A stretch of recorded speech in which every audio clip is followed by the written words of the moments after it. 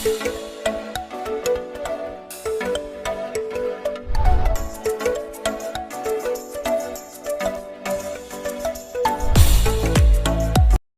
چھٹکارا دینے کا اعلان فرماتے ہیں، اس لیے اس رات کو شب براءت کہا گیا ہے۔ تو یہ رات اچھے کام کرنے والوں کے لیے، نیکیاں کمانے والوں کے لیے براءت کا اعلان کرتی ہے، جہنم سے چھٹکارا دلاتی ہے، دوزخ سے بچاتی ہے، اس لیے اس پوری رات کو شب براءت کہا گیا ہے۔ آج کی رات میں اللہ کے رسول صلی اللہ علیہ وسلم سے تقریباً 10 حدیثیں روایت کی گئی ہیں جو اس رات کی فضیلت کے بارے میں ہیں۔ علماء نے ان پر بحثیں کی ہیں، بہت سارا کام ہوا ہے۔ ہمارے علماء کرام کی اور اکابرین کی رائے یہ ہے کہ آج کی رات خاص طور سے اللہ سے مغفرت مانگنے کی، جہنم سے، دوزخ سے نجات مانگنے کی رات ہے خاص طور سے۔ تو اس لحاظ سے آج کی رات میں عبادتیں کرنا، اللہ سے تعلق قائم کرنا، اس رات کو ذکر میں، تلاوت میں، قرآن کریم پڑھنے میں، نیکیاں کمانے میں، نیکی کے کام کرنے میں گزارنا، یہ کار ثواب ہے۔ جو لوگ اس طرح اس رات کو گزاریں گے، حدیث میں یہ بات فرمائی گئی کہ رات کے وقت اللہ تبارک و تعالیٰ کے فرشتے آسمان دنیا پر، جو دنیا سے سب سے قریب کا آسمان ہے، وہاں اعلان فرماتے ہیں کہ ہے کوئی مجھ سے رحمت مانگنے والا جو رحمت مانگے تاکہ اس کو رحمت عطا کر دی جائے، ہے کوئی مغفرت مانگنے والا جو گناہوں کی معافی چاہے، اگر کوئی ہے تو اس کو معافی عطا کر دی جائے، معافی دے دی جائے۔ یہ فرشتے اعلان کرتے ہیں آج کی رات میں۔ کیسی بابرکت رات ہے یہ کہ اللہ تبارک تعالیٰ اپنے فرشتوں کے ذریعے خود اعلان کروا رہے ہیں، وہ کہلوا رہے ہیں کوئی ہے معافی مانگنے والا، ہم سے معافی مانگے، کوئی ہے مغفرت چاہنے والا، گناہوں کو معاف کرانے والا، جس کے گناہ معاف کر دیے جائیں۔ تو کیسی بڑی بات ہے یہ۔ ہونا تو یہ چاہیے کہ غلطیاں ہم سے ہو رہی ہیں، اور اگر ہم نے اپنے گناہ معاف نہیں کرائے اور ایسے ہی دنیا سے چلے گئے تو آخرت کی سزائیں، مشکلیں کتنی ہمارے اوپر، ہمارے سامنے آئیں گے۔ تو فکر ہماری ہونی چاہیے، درد اور تڑپ ہمارے اندر ہونا چاہیے، ہمیں پرواہ ہونی چاہیے اس بات کی کہ کیسے ہمارے گناہ کم پڑیں، کیسے اللہ کی مغفرت ہمیں نصیب ہو جائے۔ لیکن یہاں اللہ میاں بالکل الٹا ہمارے لیے کر کے دے رہے ہیں کہ خود اللہ میاں اعلان کروا رہے، اللہ کے فرشتے اعلان کر رہے۔ اب بتائیے آپ کہ اس سے زیادہ بدقسمت، اس سے زیادہ بری تقدیر والا، اس سے زیادہ کم نصیب، کم حصہ رکھنے والا کون ہوگا کہ اللہ کے فرشتے تو رات بھر اعلان کریں کوئی مانگو مغفرت میں دے رہا ہوں، مانگو معافی میں عطا کر رہا ہوں، اور ہم معافی نہ مانگیں، ہم فرشتوں کی آواز نہ سنیں، ہم اللہ کی آوازوں پر لبیک نہ کہیں، ہم نہ بڑھیں، تو ہم سے زیادہ بدقسمت کون ہو سکتا ہے۔ اس لیے آج کی رات کو معافی مانگنا، اللہ سے جہنم سے چھٹکارا مانگنا، اللہ تبارک تعالیٰ سے دوزخ سے پناہ مانگنے کی کوشش کرنا، یہ سب ہماری ذمہ داری بن جانی چاہیے۔ اب یہاں ایک بات بہت اہم ہے، اس کو غور سے سمجھنے کی ضرورت ہے۔ یہ بات میرے مطلب کی بھی اتنی ہے جتنی آپ کے مطلب کی بھی ہے، اس لیے سب کو سمجھنے کی ضرورت ہے۔ اللہ کے نبی صلی اللہ علیہ وآلہ وسلم نے فرمایا کہ آج کی رات میں جو آدمی بھی مجھ سے مغفرت مانگے گا میں اسے مغفرت دے دوں گا، جو معافی چاہے گا اس کو معافی عطا کر دی جائے گی، لیکن یہ لیکن بہت خطرناک ہے، یہی بتانا ہے، لیکن جس کے دل میں کینہ ہو، حسد ہو، کپٹ ہے، کھوٹ ہے، کسی کے خلاف دشمنی ہے، نفرت ہے، اس کی مغفرت نہیں کی جائے گی۔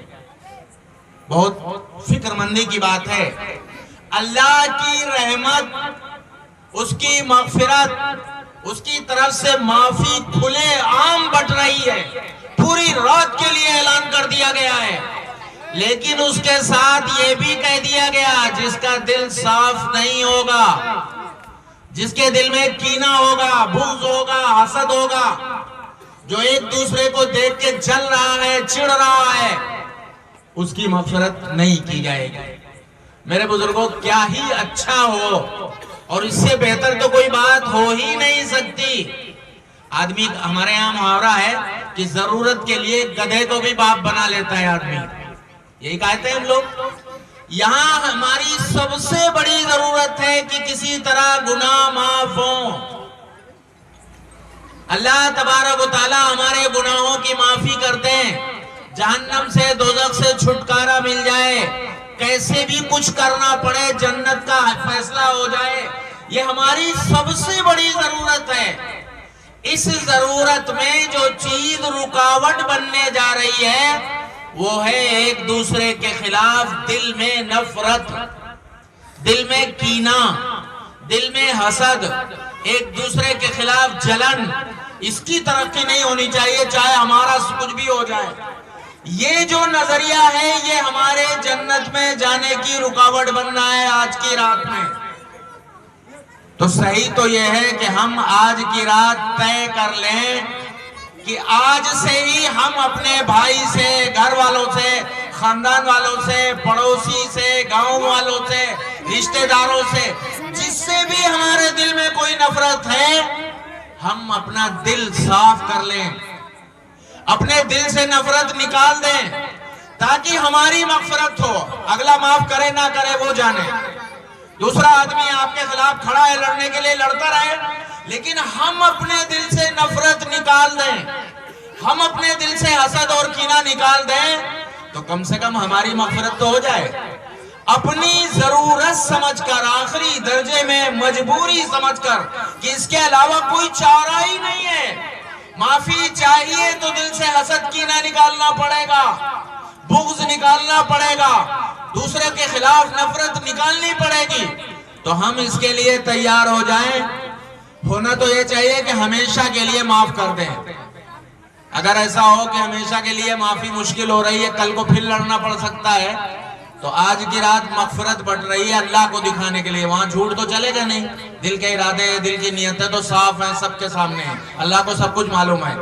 آج کی رات تو کم سے کم سچی پکی توبہ کر ہی لیں، طے کر لیں کہ آج کی رات ہمارے دل میں کوئی نفرت نہیں رہے گی۔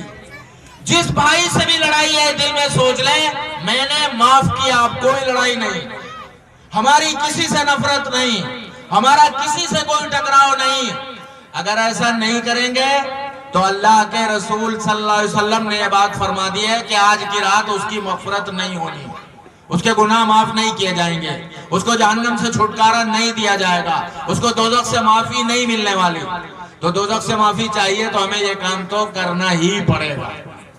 یہ حسد، کینہ، بغض، دل کی نفرتیں، یہ اتنی خطرناک چیز ہے کہ ایک حدیث پاک میں ایک واقعہ بہت تفصیل سے ذکر کیا گیا ہے اس سلسلے میں کہ اللہ کے نبی صلی اللہ علیہ وسلم نے ایک جنگ کے سلسلے میں دعا مانگنے کے لیے صحابہ کرام کو جمع فرمایا۔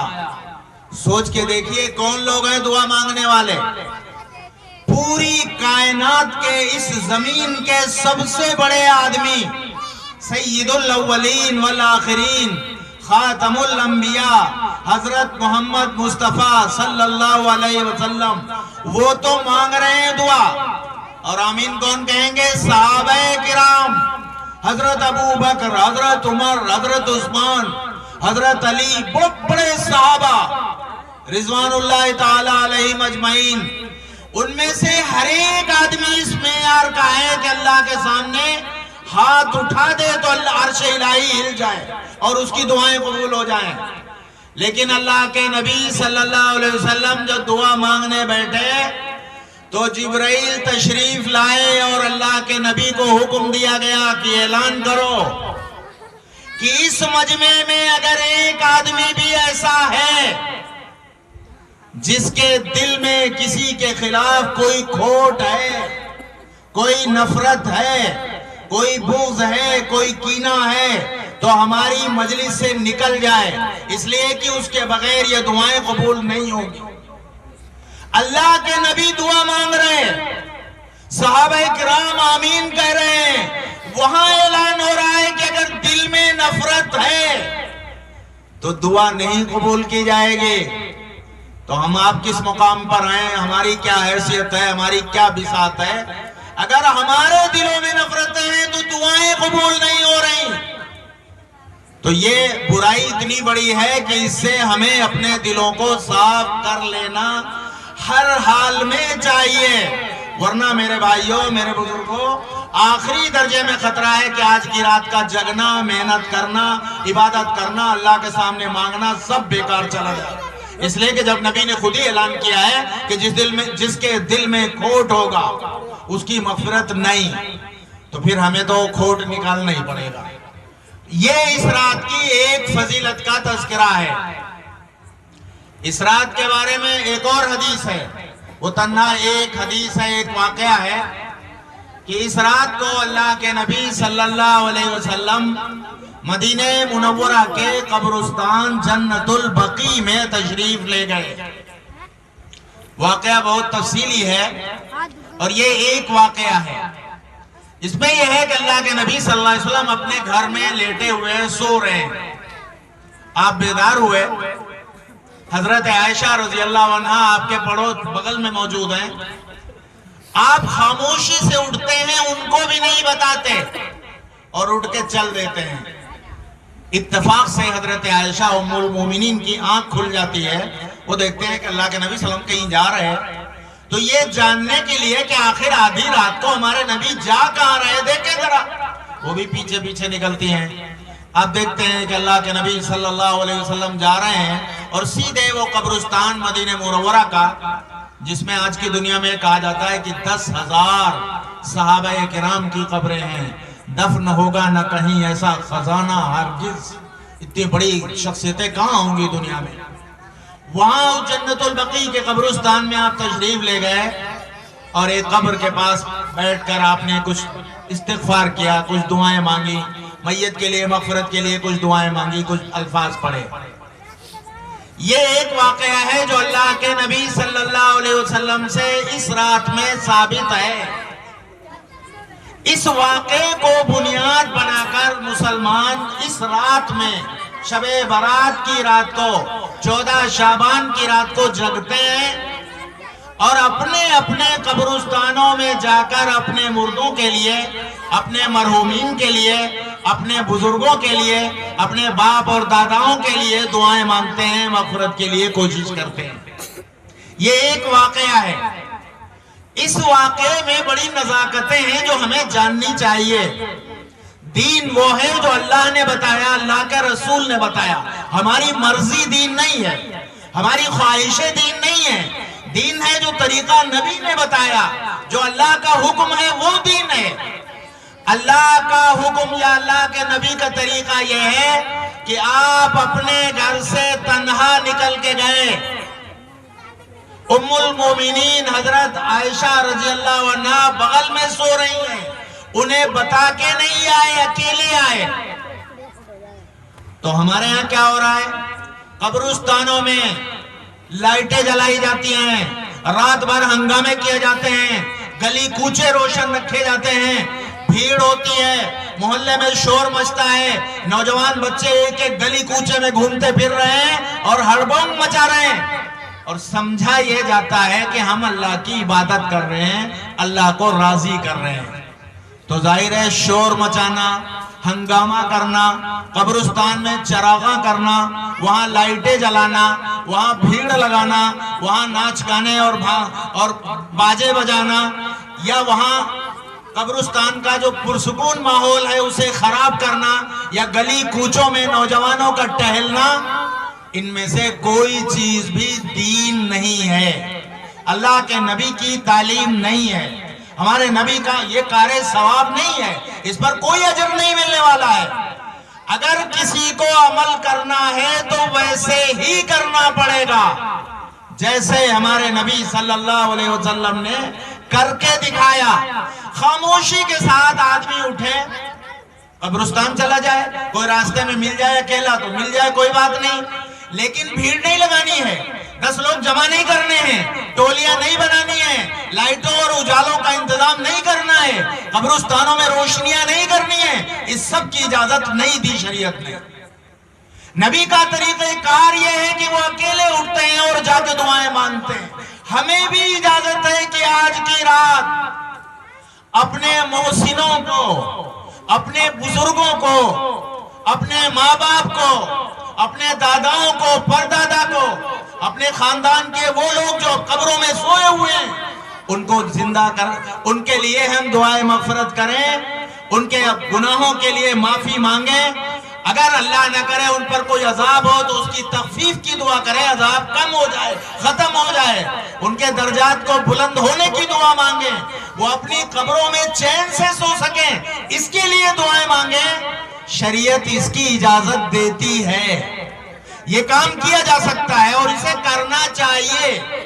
آج کی رات یہ کرنے کی رات ہے کہ ہم اپنے مردوں کے لیے، مرنے والوں کے لیے دعائیں مغفرت کریں، ان کے لیے ایصال ثواب کریں۔ ایصال ثواب کا مطلب ہے ثواب پہنچائیں، قرآن پڑھیں، جتنا یاد ہے اتنا صحیح، جو صورتیں یاد ہیں، جو آیتیں یاد ہیں، قرآن کا تو اتنا ثواب ہے۔ ابھی ذکر آ رہا تھا، کم سے کم پڑھیں گے تو بھی اتنا ثواب ہے کہ گننا مشکل ہو جائے۔ ابھی ذکر تھا کہ کوئی آدمی اگر کہے الف لام میم، الف لام میم 1 2 3 حرف بننے ہیں، تو الف لام میم کہیں گے تو ایک نیکی کا ثواب نہیں مل رہا ہے، 3 حرفوں کی نیکیوں کا ثواب مل رہا ہے ایک ساتھ، 10 گنا ملا تو 30 نیکیاں بنی۔ اگر اس طرح جوڑیں تو جو آدمی پڑھے الحمدللہ رب العالمین، گنیے کتنے الفاظ ہوئے، الرحمن الرحیم مالک یوم الدین، گنتے چلے جائیں گے، تھوڑے 2-3 صفحے قرآن کے پڑھیں گے تو گنتیاں ختم ہونے لگیں گے، لیکن ثواب ختم نہیں ہوگا، اتنا ثواب ہے اللہ کی طرف سے، اتنا بھی پناہ ثواب مل رہا ہے قرآن پڑھنے کا۔ اب ہم قبرستان جائیں تو خاموش نہیں جائیں، خالی ہاتھ نہ جائیں تو کچھ لے کے ہی نہیں آئے۔ مردے سوچ رہے بیچارے، ماں باپ انتظار میں ہیں کہ آج 14 شعبان ہے، ہمارے بیٹے آئیں گے، ہمارے پوتے آئیں گے، ہماری اولادیں آئیں گی، قبرستان میں کچھ دے کے جائیں گے ہمارے لیے، اور آپ خالی ہاتھ چلے جا رہے ہیں شور مچانے۔ تو یہ تو کوئی عقل مندی کی بات نہیں ہے، کچھ لے کے جانا ہے، مٹھی بھری ہونی چاہیے۔ یہ ایصال ثواب ہے کہ قرآن پڑھ کے لے کے جائیے، تلاوت کر کے جائیے، کچھ قرآن کی آیتیں پڑھیے، کچھ سورتیں پڑھیے، جو حصہ یاد ہو اسے پڑھیے اور اس کا ثواب انہیں پہنچا کے آئیے۔ اور ثواب کا ایک طریقہ ہے، اللہ نے ہر ایک کو اپنے ماں باپ کے طفیل، ماں باپ نے گھر دیا، ماں باپ نے کاروبار دیا، ماں باپ نے زمینیں دی، ماں باپ نے پیدا کیا، ماں باپ نے زندگی عطا کی، جو کچھ ہے ماں باپ کا صدقہ ہے۔ ماں باپ دنیا سے اگر چلے گئے تو ان کا ہمارے ایک ایک بال پر احسان ہے، ہم قرضدار ہیں ان کے، تو ہماری ذمہ داری ہے کہ ہم ان ماں باپ کے لیے کچھ نہ کچھ مال خرچ کریں، کچھ صدقہ کریں۔ حدیث میں ہے کہ صدقے کے بعد جو دعا مانگی جاتی ہے وہ قبولیت سے زیادہ قریب ہو جاتی ہے، یعنی زیادہ قبول ہونے کا موقع ہوتا ہے۔ اللہ کے راستے میں کم پیسے ہیں تو کم صحیح، 150 روپے، 10-20 روپے، 1000-2000 روپے، جو جس لائق ہے، لیکن اس راہ میں صدقہ کریں، اللہ کے راستے میں کچھ دیں، اللہ کے راستے میں، اور اس نیت سے دیں کہ ہم اپنے والد کے لیے، اپنی ماں کے لیے، اپنی دادی کے لیے، اپنے دادا کے لیے، اپنے بزرگوں کے لیے، مرحوم بھائی کے لیے، ان کے لیے دے رہے ہیں، تو ان کے لیے صدقہ جاریہ بن جائے گا، اس کا ثواب پہنچتا رہے گا۔ یہ کام آج کی رات میں کرنے کا ہے، یہ ہے شب برات کا مطلب آج کی رات۔ اس سے متعلق ایک چیز اور ہے، وہ ہے اگلے دن کا روزہ. شب برات کا اگلا دن ہوتا ہے, اس میں روزہ رکھا جاتا ہے, 15 شعبان کا روزہ. 15 شعبان کے روزے کے سلسلے میں بھی ایک حدیث ہے جس پر علماء نے بڑی بحثیں کی ہیں اور ان پر کلام کیا ہے. اس لیے اس روزے کو فرض نہیں کہا گیا, واجب نہیں کہا گیا, ضروری نہیں کہا گیا. زیادہ سے زیادہ ایک نفل روزہ ہے. اگر رکھیں گے تو بہت ثواب ہے, نہیں رکھیں گے تو کچھ گناہ نہیں ہے, کوئی پکڑ نہیں ہوگی, کسی طرح کی اللہ کی طرف سے کوئی سزا نہیں ہے. یہی شریعت کا حکم ہے کہ 15 شعبان کے روزے کو, شب برات کے اگلے دن کے روزے کے بارے میں, کہ اس کو جو لوگ رکھیں نیکی کا کام ہے, یقیناً ثواب ملے گا اور بڑا کام ہے. نہ رکھنے والوں کے بارے میں, والے کے مقابلے میں جو آدمی اللہ کے لیے بھوکا رہے گا دن بھر, تو اللہ کو پیار تو آئے گا ہی, اللہ کو اس پر محبت, اللہ کی محبتیں اس پر نچھاور ہوں گی. جو آدمی اللہ کے لیے بھوکا رہے گا دن بھر, پیاسا رہے گا دن بھر, تو ثواب تو ملے گا. لیکن یہ ضروری نہیں ہے گھر میں 4 لوگ رکھیں اور 3 لوگ نہ رکھیں.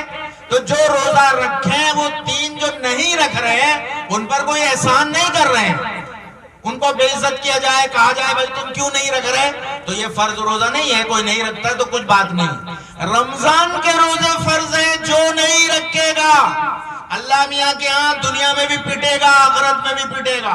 روزے آنے والے ہیں, بہت سارے لوگ ابھی سے بہانے ڈھونڈنے شروع کر دیں گے کہ گرمیاں ہیں, کیسے سائے گا روزہ, کتنا مشکل ہوگا, ایسا ہوگا ویسا ہوگا. اللہ سے زیادہ کوئی نہیں جانتا ہے کہ بندوں میں کتنی طاقت ہے.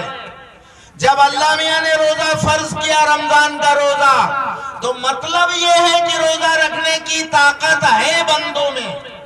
اب جو نہیں رکھ رہا ہے وہ گویا اللہ کے حکم کو جھٹلا رہا ہے, اس کی تو پکڑ ہو کے رہے گی, وہ بخشا نہیں جائے گا. یہ اصول ہے, بالکل ضابطے کی بات ہے. اس لیے رمضان کے روزے کی کوئی معافی نہیں. لیکن یہ جو روزہ ہے کل کا, یہ ضروری نہیں ہے. جو رکھنا چاہیں ثواب حاصل کرنے کے لیے رکھ سکتے ہیں, یقیناً ثواب کا کام ہے. جو نہیں رکھیں ان پر کوئی زیادتی نہیں ہے. میرے بزرگوں, یہ شعبان سے متعلق, آج کی رات سے متعلق چند باتیں تھیں جو آپ کے سامنے عرض کی گئیں. اب چند باتیں, یہ چونکہ ایک دینی ادارے کا جلسہ ہے اور تعلیم سے متعلق جلسہ ہے, تو 10-5 منٹ تعلیم سے متعلق چند باتیں مزید عرض کرتا ہوں اور انشاءاللہ اس کے بعد اپنی بات ختم کرتا ہوں. حضرات, اسلام میں تعلیم کو اتنی اہمیت دی گئی ہے, اتنی اہمیت دی گئی ہے کہ شاید دنیا میں کسی اور مذہب نے, کسی اور آدمی نے, کسی اور فلسفی نے, کسی مفکر نے, کسی بڑے سے بڑے آدمی نے اتنی بڑی بات کہی ہو جیسی بات اسلام میں کہی گئی. میں بہت مختصر ایک حدیث صرف آپ کے سامنے پیش کرتا ہوں اور اس کی روشنی میں چند باتیں عرض کرتا ہوں. اگر آپ کی یہ بات سمجھ میں آئے تو کھڑے ہونا ہے کہ آئندہ ہمیں 100% تعلیم کا انتظام کرنا ہے. اللہ کے نبی صلی اللہ علیہ وآلہ وسلم نے ارشاد فرمایا, طلب العلم فریضۃ علی کل مسلم, علم حاصل کرنا فرض ہے ہر مسلمان پر. چھوٹی سی ایک حدیث ہے, بس اتنی حدیث کی تشریح ہے. اللہ کے نبی نے فرمایا علم حاصل کرنا, تعلیم حاصل کرنا ہر مسلمان پر فرض ہے. حدیث کے 2 حصے کرتا ہوں. ایک حصہ ہے علم حاصل کرنا فرض ہے, اور دوسرا حصہ ہے ہر مسلمان پر فرض ہے. عاقل پر, بالغ پر, چھوٹے پر, بڑے پر, بچے پر, جوان پر, مرد پر, عورت پر, ہر ایک پر علم حاصل کرنا فرض ہے. یہ حدیث کے 2 حصے ہیں. علم حاصل کرنا فرض ہے ایک حصہ, اور ہر ایک پر علم حاصل کرنا فرض ہے, یہ حدیث کا دوسرا حصہ ہے. پہلا حصہ لیتا ہوں کہ اللہ کے نبی نے فرمایا علم حاصل کرنا فرض ہے. اب سمجھنا یہ ہے کہ فرض کسے کہتے ہیں. فرض کہتے ہیں اسلام میں اس چیز کو جس کو کرے بغیر کوئی چارہ ہی نہ ہو, جو کام کرنا ہی پڑے گا, کوئی چھٹکارا نہیں, کہیں نجات نہیں, کرنا ہی پڑے گا. شریعت اسے کہتی ہے فرض. کریں گے تو ثواب ملے گا، اللہ کا حکم پورا ہوگا، اللہ کے نبی کی بات پوری ہوگی. اور نہیں کریں گے فرض کو تو یہ نہیں کہ کوئی بات نہیں، بلکہ اسے کرنا ہی پڑے گا. مطلب یہ ہے کہ نہیں کریں گے تو سزا ملے گی، نہیں کریں گے تو پکڑ ہوگی، نہیں کریں گے تو اللہ کے سامنے جواب دینا پڑے گا. یہ ہے فرض کا مطلب. میں آپ کو دو مثالیں دیتا ہوں، ایک نماز کی، ایک زکوٰۃ کی. نماز فرض ہے، 5 وقت کی نماز فرض ہے. جو اب 5 وقت کی نماز پڑھنی ہی پڑے گی، نہیں پڑھیں گے تو سزا ملے گی، نہیں پڑھیں گے تو جواب دینا پڑے گا، نہیں پڑھیں گے تو اللہ کے سامنے کھڑے ہونا پڑے گا. یہ طے ہے کہ اس کی سزا ملے گی اگر نہیں پڑھیں گے. فضائل اعمال میں حضرت شیخ نے ایک حدیث نقل فرمائی ہے کہ جو آدمی جان بوجھ کر ایک وقت کی نماز چھوڑ دے گا اسے ایک حقب جہنم میں جلنا پڑے گا. اور حقب علماء کے نزدیک 83,000 سال کو کہتے ہیں. ایک نماز چھوڑیں گے تو 83,000 سال جہنم میں جلنا پڑے گا. یہ سزا کیوں ہے اتنی سخت؟ نماز نہیں پڑھیں گے تو کیا سزا؟ سزا اتنی سخت یہ اس لیے ہے سزا کہ نماز فرض ہے، نہیں پڑھیں گے تو سزا ملے گی اللہ کی طرف سے، طے کر دیا گیا ہے. اس لیے سزا ہے کہ نماز فرض ہے. اور سزا تو ملے گی 83,000 سال کی. حساب دینا پڑے گا اللہ کے سامنے کھڑے ہو کر میدان محشر میں. مسجدوں کے گیٹ پر، منبروں پر لکھا رہتا ہے اولی پرسش نماز بود، یعنی اول ما یحاسب به یوم القیامت الصلاۃ. میدان محشر میں، حشر کے میدان میں سب سے پہلے جس چیز کے بارے میں سوال کیا جائے گا وہ نماز ہوگی. صاف کہا گیا ہے حدیث میں. تو میدان محشر میں جواب دینا پڑے گا فرض کو چھوڑنے کی بنیاد پر، کیونکہ نماز فرض ہے. ایسے زکوٰۃ ہے، فرض ہے. میرے بزرگوں رمضان آ رہے ہیں، زکوٰۃ میں بھی بڑی غفلت ہے. میں ایسے ایک زکوٰۃ بعد میں بتاؤں گا، ایک مسئلہ الگ سے بتا رہا ہوں آپ کو. ہم میں سے زکوٰۃ کا سسٹم یہ ہے کہ تقریباً 1,00,000 روپے پر 2,500 روپے زکوٰۃ نکلتی ہے. 2.5% زکوٰۃ ایسے ہی بنتی ہے. 1,00,000 روپے پر تقریباً 2,500 روپے زکوٰۃ بنتی ہے. تو بوجھ نہیں ہے زکوٰۃ. اوسط لوگوں کا، چھوٹے موٹے لوگوں کا سارا کاروبار زیادہ تر 1,00,000 روپے کے آس پاس ہوتا ہے. تو زکوٰۃ بنی 2,500 روپے. اور رمضان میں کوئی مانگنے والا آ گیا، کوئی پڑوسی آ گیا، کوئی پریشان حال آ گیا، غریب سے غریب مسلمان بھی 2-2.5 ہزار روپے نکال ڈالتا ہی ہے. نہیں نکال ڈالتے ہیں 2-2.5 ہزار روپے تو ویسے بھی خرچ کر ہی دیتے ہیں ہم اللہ کے راستے میں. لیکن ارادہ نہیں کیا زکوٰۃ دینے کا تو گنہگار رہیں گے، زکوٰۃ نہیں ادا ہوگی. زکوٰۃ کا حساب کرنا، لگانا حساب. اتنا سونا چاندی ہے ہمارے پاس، اتنے پیسے گھر میں رکھے ہیں، اتنے بینک میں بیلنس ہے، دکان میں اتنے پیسے ہیں جن کی زکوٰۃ ہے. حساب نہیں لگائیں گے کہ پیسے کی زکوٰۃ نہیں دیں گے تو اس سے زیادہ بھی پیسے اللہ کے راستے میں خرچ کریں گے تو بھی زکوٰۃ ادا نہیں ہوگی، سزا ملے گی، پکڑ رہے گی. تو جب 2,500-3,000 ہزار روپے غریبوں کو دینے ہی ہیں تو کیا یہ اچھا نہیں ہے کہ ہم اپنے مال کا حساب لگا لیں؟ اتنی ہی دینی، اتنے حساب لگنا ہے. تو کتنا اچھا ہو کہ ہم اپنے مال کا حساب لگائیں اور اپنی زکوٰۃ جتنی بنتی ہے اتنی پوری کی پوری زکوٰۃ نکالیں تاکہ اللہ کی نظر میں ہم خوشنودی حاصل کر سکیں، اللہ کی پکڑ سے بچ سکیں، سزا سے بچ سکیں، اور زکوٰۃ کا کام بھی بن جائے، دوسروں کی ضرورت بھی پوری ہو جائے. تو میں عرض یہ کر رہا تھا کہ زکوٰۃ فرض ہے، نہیں ادا کریں گے تو سزا ملے گی.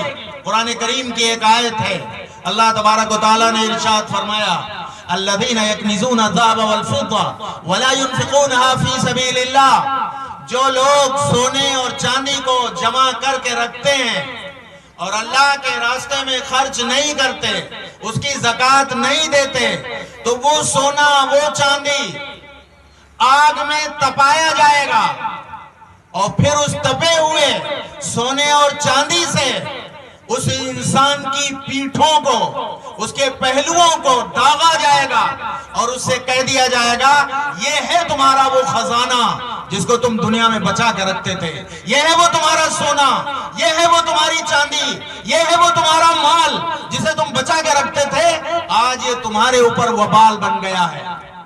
یہ سزا کیوں ہے؟ اس لیے ہے کہ زکوٰۃ فرض ہے، نہیں ادا کریں گے تو سزا ہے شریعت میں۔ اب میں اپنی بات کہتا ہوں کہ جس دین نے نماز فرض کی، جس دین نے زکوٰۃ فرض کی، اسی دین نے، اسی کے نبی صلی اللہ علیہ وسلم نے فرمایا علم حاصل کرنا فرض ہے۔ تو میرے بزرگوں بتاؤ کہ اگر علم حاصل نہیں کریں گے تو سزا ملے گی کہ نہیں ملے گی؟ پکڑ ہوگی کہ نہیں ہوگی؟ اللہ کے سامنے کھڑا ہونا پڑے گا کہ نہیں کھڑا ہونا پڑے گا؟ پکڑ ہوگی، ایک ایک سے پوچھا جائے گا میدان محشر میں، سزا ملے گی اس کے سلسلے میں کہ ہم نے علم حاصل کیوں نہیں کیا، جاہل کیوں رہے، اس کے لیے ہمیں سزا ملے گی، اللہ کے سامنے جواب دینا پڑے گا۔ اس لیے میرے بزرگوں، جاہل رہنے کی اسلام میں ہرگز گنجائش نہیں ہے، 100% تعلیم چاہیے، ہر آدمی پڑھا لکھا چاہیے۔ یہ جو ہمارے ہاں رواج بنا پڑا ہے کہ آدھے بٹے ہوئے ہیں، آدھے لوگ پڑھے لکھے اور آدھے انگوٹھا چھاپ، آدھے لوگوں کو دستخط کرنا بھی نہیں آ رہا ہے، انگوٹھے ٹیک رہے ہیں، یہ سب بالکل جائز نہیں اسلام میں۔ ہمارا دین اسے پسند نہیں کرتا، اللہ اس سے راضی نہیں ہے، ہمارا رسول اس سے راضی نہیں ہے۔ ہماری ذمہ داری ہے کہ ہم دین کو، علم کو 100% اپنی زندگیوں میں داخل کریں۔ یہ حدیث کا ایک حصہ ہوا، علم حاصل کرنا فرض ہے۔ اب ایک حصہ اور بچا، بس اسے اور بیان کرنا ہے، بات ختم۔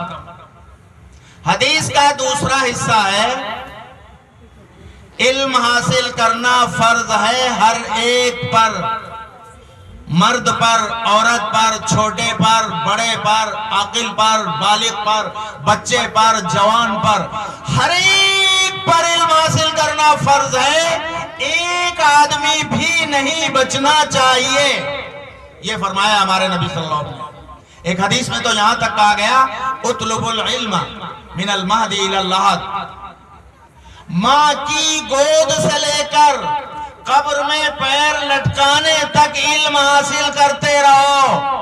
موت کا وقت ہے، پیر لٹک گئے، منڈی ہل رہی ہے، پتا ہے کہ اب کئی دن، چند دن کے مہمان ہیں، پھر بھی حکم ہے علم حاصل کرتے رہو، علم سے غافل نہ رہو۔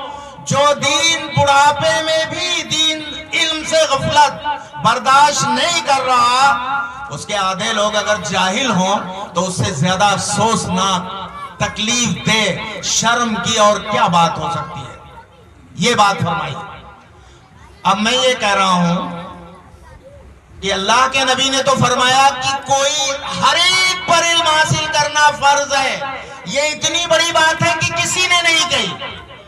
کیسے مانیں گے آپ یہ بات کسی نے نہیں کہی؟ میں مثال دے رہا ہوں۔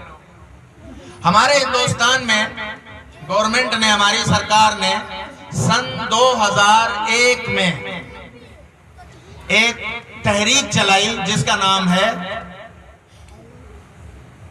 سرو شکشا ابھیان۔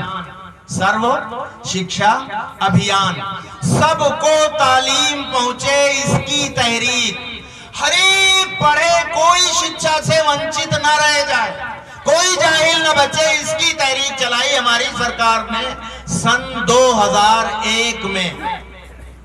ہماری یونائٹڈ نیشن نے، اقوام متحدہ نے بھی ایک تحریک ایسی چلا رکھی ہے، اس کا نام ہے وشو ساکشرتا مشن۔ وشو کو، ساری دنیا کو ساکشر بنانے کا مشن۔ निरक्षर ना रहे कोई, जाहिल ना रहे कोई, अनपढ़ ना रहे कोई, अंगूठा टेक ना बचे कोई। इसके लिए एक मिशन चलाया अक़वाम मुत्तहिदा ने। ये बातें कब शुरू की गई? सन 2001 में। आज की दुनिया में जब इंसान चांद पर कदम रख चुका है और सूरज को उसने अपनी मुट्ठी में गिरफ्तार कर लिया है।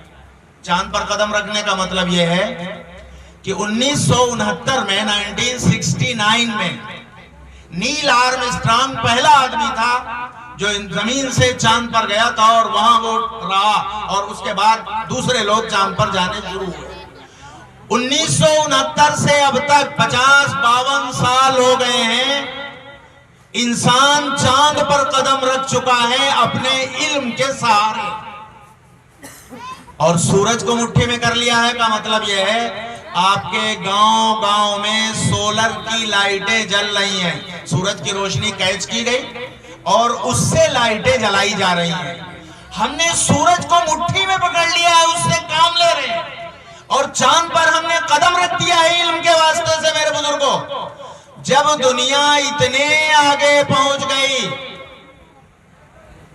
हम इतनी दूर आगे निकल गए, वहां तक इल्म के वास्ते से पहुंच गए, तो अब हुकूमत की तजवीज आई 2001 में कि तालीम तो सबकी जरूरत है, शिक्षा तो सबको मिलनी चाहिए, कोई महरूम नहीं रहना चाहिए। मैं गवर्नमेंट की स्कीम के बारे में कुछ कह नहीं रहा हूं। दूसरी बात कहना चाहता हूं कि इतने दिनों के बाद अब जाके हमारी हुकूमतों ने ये कानून बनाया कि तालीम सबकी जरूरत है, लेकिन हमारे आका और मौला हजरत मोहम्मद मुस्तफा सल्लल्लाहु अलैहि वसल्लम ने 1400 साल पहले ये ऐलान कर दिया था कि इल्म सबको हासिल करना फर्ज है। इल्म हासिल करना फर्ज है, छोटे पर, बड़े पर, बच्चे पर, जवान पर, मर्द पर, औरत पर। कोई एक आदमी भी इल्म से महरूम नहीं रहे। ये ऐलान, ये दावत, ये पैगाम सबसे पहले दुनिया को मोहम्मद अरबी सल्लल्लाहु अलैहि वसल्लम ने दिया। तो ये इतनी बड़ी बात जो हमारे नबी ने कही, ये सबसे बड़ी बात हुई या नहीं हुई? आप तसव्वुर कीजिए कितनी बड़ी बात कही। बात तो खत्म हो गई है जितनी कहनी थी, लेकिन मेरे बुजुर्गों, किसी किनारे बात को लगाने के लिए एक छोटा सा वाकया और बयान कर देता हूं, बात खत्म हो रही। आपके जहन में यह आएगा कि हमारे नबी तो कह रहे हैं 100% तालीम और हम आधे जाहिल, तो ये तो जोड़ ही नहीं खा रहा, कैसे मिलेगा ये? तो शायद ये नामुमकिन बात है जो दीन ने कह दी है, जबकि मैंने आपसे कहा कुरान भी कहता है ला युकल्लिफुल्लाहु नफ्सन इल्ला वुसअहा। इस्लाम, हमारा रब, हमारा अल्लाह किसी ऐसी चीज का हुक्म दे ही नहीं सकता जो बंदों के लिए करना मुमकिन ना हो। जो हुक्म है वो होगा, होने के लायक है। तो जब होने के लायक है तो 100% तालीम कैसे आएगी? मैं सिर्फ एक मिसाल देके खत्म कर देता हूं। हिंदुस्तान का एक सूबा है केरल, आप में से अक्सर ने सुना होगा, केरला हमारे मुल्क का एक स्टेट है, एक सूबा है, एक प्रदेश है, केरल। इस केरल में सन 2013 में, 8 साल हो गए तकरीबन, सन 2013 में केरला ने 100% तालीम का निशाना पूरा कर लिया है, 100% लिटरेसी, यानी अब वहां कोई भी जाहिल नहीं है। हमारे मुल्क के एक सूबा केरला में, पूरे सूबे ने 2013 से अब इस मंजिल पर आ गया है, इस मुकाम पर आ गया है कि वहां एक भी जाहिल नहीं बचा, सब पढ़े लिखे हैं। हुकूमत ने मान लिया है, रिपोर्ट आ गई उसकी।